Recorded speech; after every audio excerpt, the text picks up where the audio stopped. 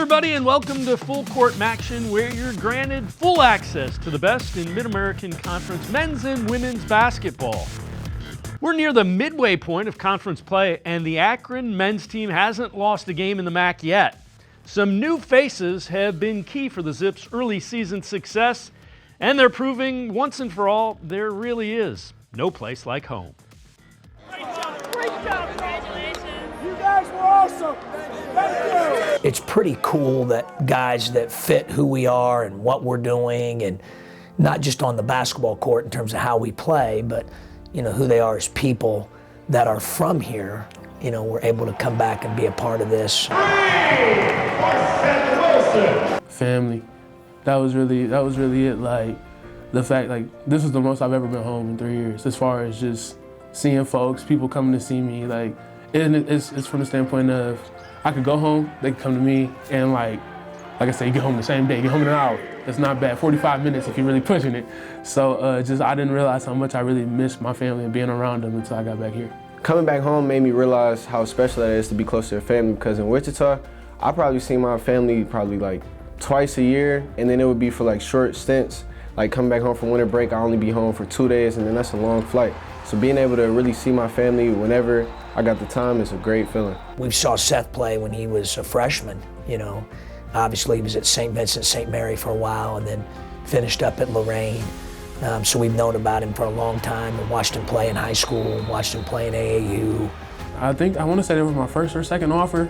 So for it to come full circle like this, it means the world. With Shema, his story's a little different. COVID ended up affecting and impacting their last year there at Shaker when they were having a heck of a year. Ending my high school career off like that, it was very tough. Like, I didn't know where things was gonna go after that. Like everybody else, I'm sure nobody knew what was gonna happen after that.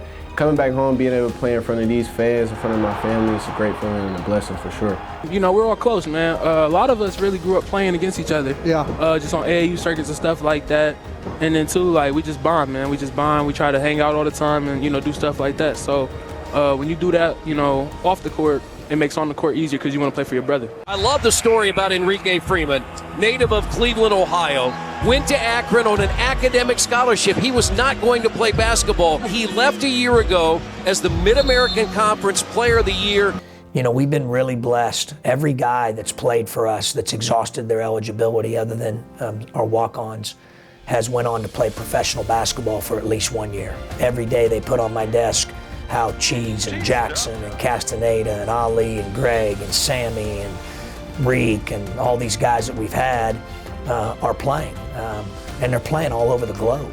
Knowing the fact that he gets his guys, in the best situation possible to be pros, that meant a lot because that's ultimately what I want to do. I definitely want to play professionally, and then seeing what he's done with the guys before me, how he's developed their games and everything like that, gave me a lot of confidence that this is the best decision for me.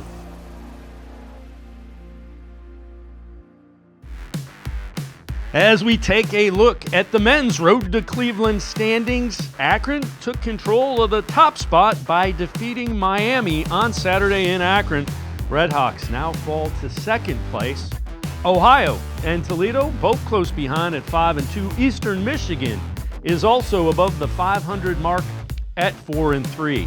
For our men's game of the week this week, we focus on the first wagon wheel matchup of the year. Akron travels to Kent State on Friday night. Golden Flashes started off the season strong, but have lost 3 of 4 conference games. Zips, as we mentioned, red hot. They have won 7 straight games entering the week. Nate Johnson for the Zips continues to be a human highlight reel whenever he takes the court. Time for us to take a quick timeout. Before we go to break, we asked the Mid-American Conference men's coaches, what rule would you change if you could? I don't understand why we don't have just one basketball.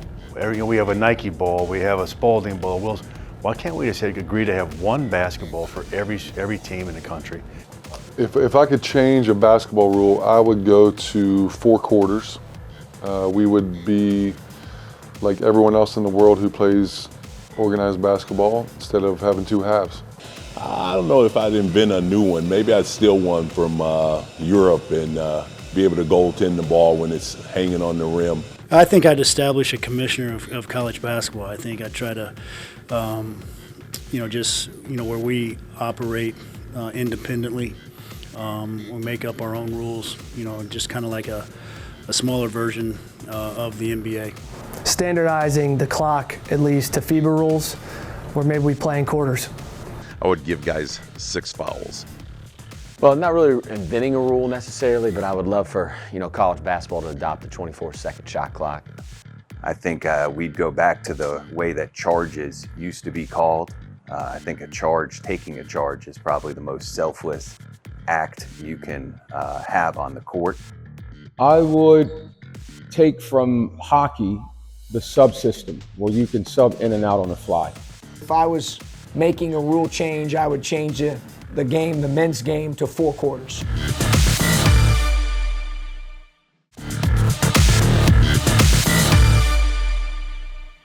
We continue to push the tempo here on Full Court MACtion. Time to turn our attention to the women's game.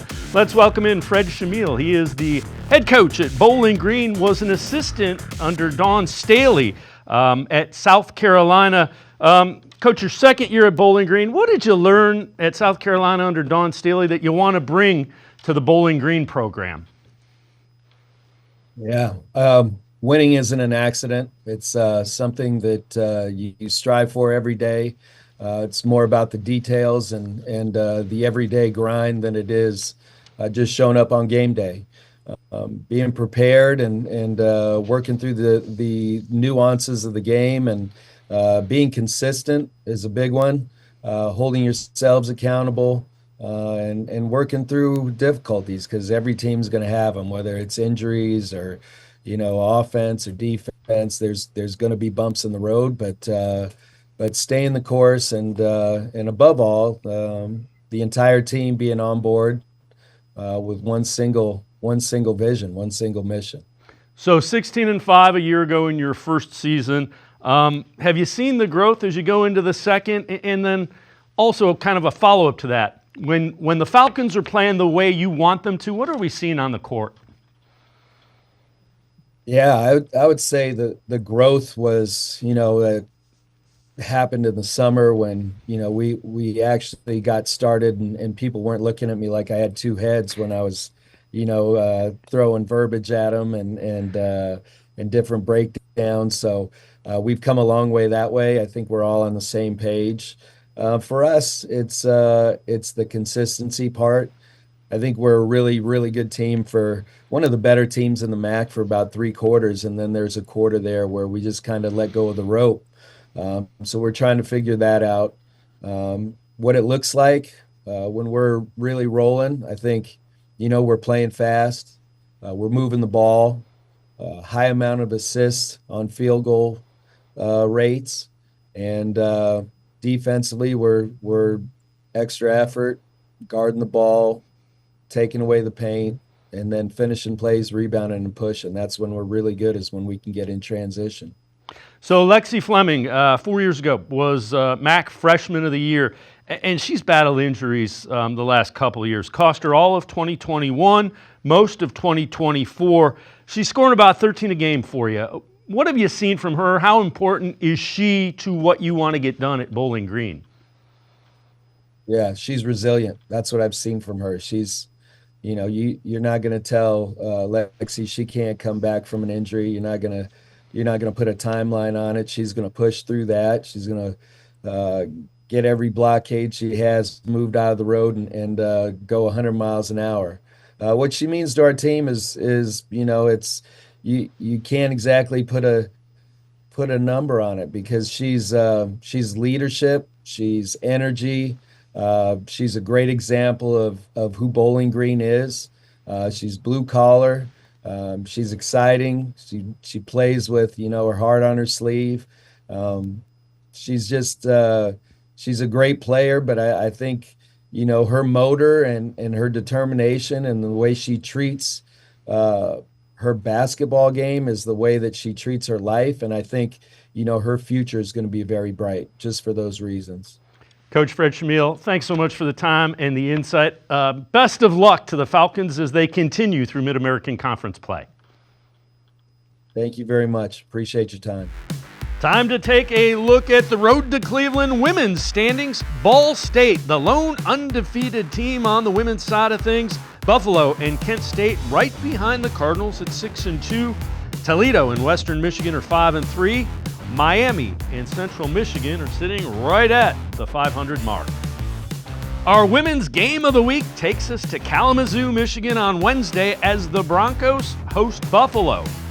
The Bulls only have 2 losses on the season and have won 4 straight Mid-American Conference games. Western Michigan is below 500 but still has a winning conference record. Senior Hannah Spitzley continues to lead the MAC with almost 3 steals per game. Time to catch our breaths and take another time out. We asked some of the players on the women's side of things, kind of a loaded question.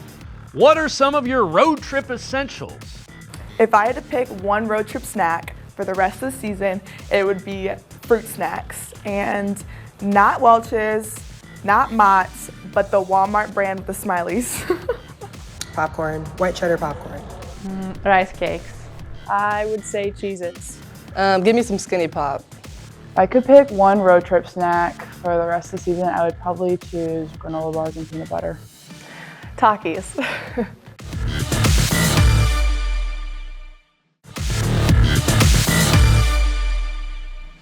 We continue talking some of the best in Mid-American Conference basketball here on Full Court MACtion. Let's welcome in the head men's coach from Miami University, Travis Steele. Travis, third year with the Redhawks, coming off tough road loss against Akron, still second in the conference. Now you got back-to-back home games against Eastern Michigan and Ohio. So what's the message to the team? Yeah, you got to move on real quick. Obviously, we take it one game at a time. It's a marathon. We didn't perform like we wanted to perform at Akron. One team showed up, one team didn't, and unfortunately, we were the team that didn't. But at the end of the day, it's just about, I have this quote above my desk. It's, be obsessed with trajectory and not the result. And I think the world tells you to be obsessed with that result in that moment. But if we just stay the course, continue to get better throughout the year, I have a funny feeling we'll probably see Akron again at some point in Cleveland. So we got to move on very quickly here to Eastern Michigan. We got got 2 tough teams this week, Eastern Michigan and Ohio. In order to win the league, you got to be able to protect home court. So that's the mission. It's kind of a unique situation. Same conference with your brother, John Gross, who coaches over at Akron. I know you guys are close and you go back and forth. How unique is that you two, by all accounts, are competing to be the best team in the Mid-American Conference? Yeah, it's unique. You really don't see it in college basketball. It's like you see brothers coach, but they rarely coach against each other or in the same league. So it's been unique the last couple of years. I will say, man, I'm able to see my brother a heck of a lot more now than I did when I was at Xavier in the Big East or before he was at Illinois. Obviously, in the Big Ten, we've never been in the same conference. So we run into each other a lot more in the recruiting circles and just like whether it's a MAC coaches meetings, and which is kind of nice to be able to see him a little bit more. But when that ball's tipped, again, you kind of honestly, it's a normal game. You're just competing, you're trying to win, and doing everything you can to put your team in the best position to win that game. Now, I know you had some transfers come in, and we'll talk about them in a minute. But your top 5 returning scores from last year are all freshmen. How nice is that, and what are some of the challenges that creates as well? Yeah, we're still one of the younger, probably the youngest team in the league, or one of 2 of the youngest teams. There's some advantages and disadvantages. They don't know what they don't know, which is kind of a good thing. It's kind of a blank slate. And, here at Miami, being an academic school, we can't just live solely off transfers like some of the schools in the league. We have to recruit high school. That's got to be our main source of recruitment, and develop those guys, get them better. And I think you see our freshmen, that we played a lot of freshmen last year, have gotten a lot better here into their sophomore year. We're playing a couple freshmen this year, and Luke Skaljak, who's kind of up there in the Cleveland area from Brecksville, who's going to be a really nice player. Brant Byers, a freshman, we play him a lot of minutes. We play a lot of young guys, but like you said, we sprinkled in the transfers, and you kind of trying to get a little bit older, a little bit of experience, but you want to make sure that those transfers really fit the culture, which they have, that we've built. So to have that retention is the key, I think, in today's world, in today's landscape of college athletics. If you can retain your players, you got a chance to be good. So we were fortunate to get all 5 of those freshmen back that are now sophomores. So 2 new faces leading the team this year. Cam Kraft from Xavier, Peter Suter from Bellarmine. How much has their leadership meant, given how young you are? A lot. Like Pete, we played against him his freshman year at Bellarmine and loved his game. Honestly, we played him, and I've known him since he was in high school at Carmel High School in Indianapolis. So he's just a warrior, tough winner. He does all the little things. He's an all-league guy, in my opinion, but he's a great leader. He leads by example every day with our guys, just how he competes and sets the tone. And then Cam Kraft, he hasn't really played a lot of college basketball. He came from Xavier. I recruited him there, was never able to coach him. But he's a guy that, man, he gives you a ton of confidence. He gives everybody a lot of confidence because the way that he can score the ball, I think he's one of the better scorers in our league and in the country. Travis Steele, appreciate the time and the insight. Best of luck to the Redhawks as they go through Mid-American Conference play. Thank you.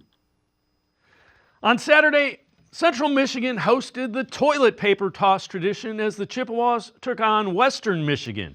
However, before the ball was tipped off or a roll was tossed, there was a friendly 3-point competition between teammates to see who was number 1 and who was number 2. Adam Jacksa from Central Michigan calls the action. On one side, a sophomore sensation out of the great Hoosier State. He's got that curly-headed confidence. Are you ready for a TP fiasco? It's the 6'6" Caden Vasco.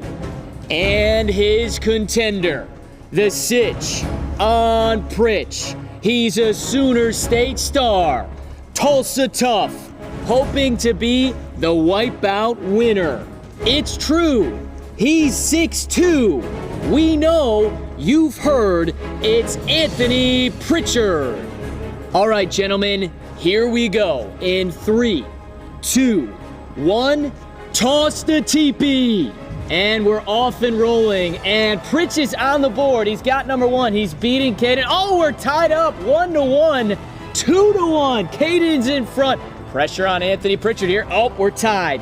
2-2. High arcing air ball with the TP toss. Oh my goodness, that was terrible.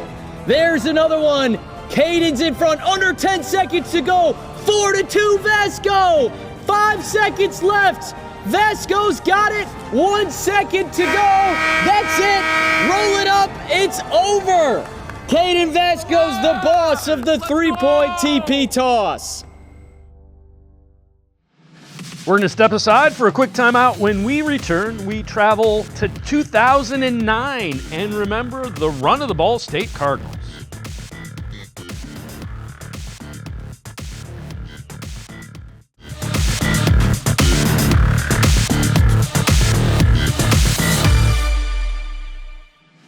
Welcome back to Full Court MACtion. This will be the 25th year the Mid-American Conference Basketball Tournament will be held in Cleveland, Ohio.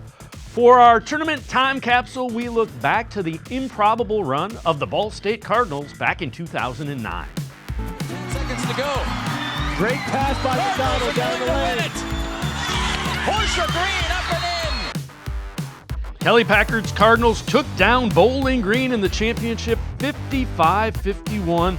Ball State wasn't done in Cleveland. They would even defeat defending national champions Tennessee in the first round of the NCAA tournament. As always, we've saved the best for last. Plays from around the Mid-American Conference that have earned an extra look. It's this week's top plays. And tries to go at Christian Henry. It's blocked by Nelson on the other side. He was on the floor. Now the outlet to Artius Soniak. He'll put it up and in. Oh my goodness. What a play by Nelson. He was the guy who was on the floor at one end. Got up, hustled back, and got the block. In non-conference play against Long Beach State, she was 4 for 4 from outside. Kara Goss with a steal says, I'll do this all by myself. Yeah, Kara Goss, known throughout her career as an outstanding perimeter defender. Rebound from Bonds. Good outlet. And up they come. Jonga, look out! Rimraka, Shakalaka for the Cameroonian.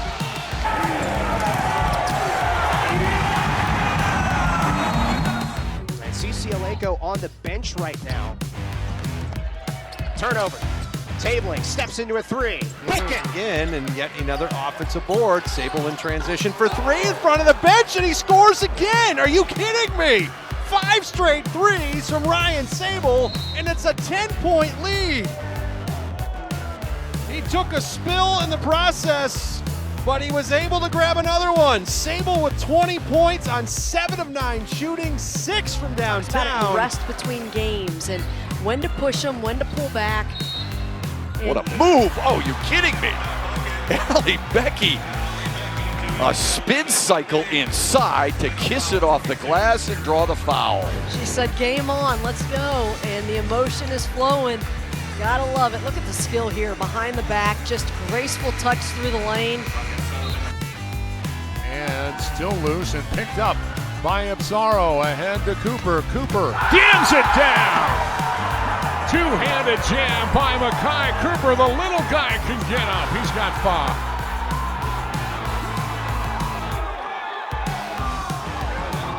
Point lead for the Flashes, and Jenna Batch with a steal. Going coast to coast, lays it up and lays it.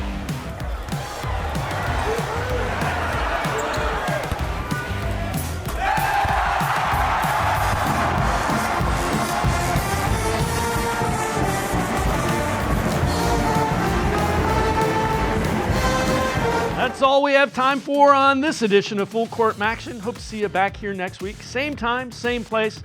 Have a great night, everybody.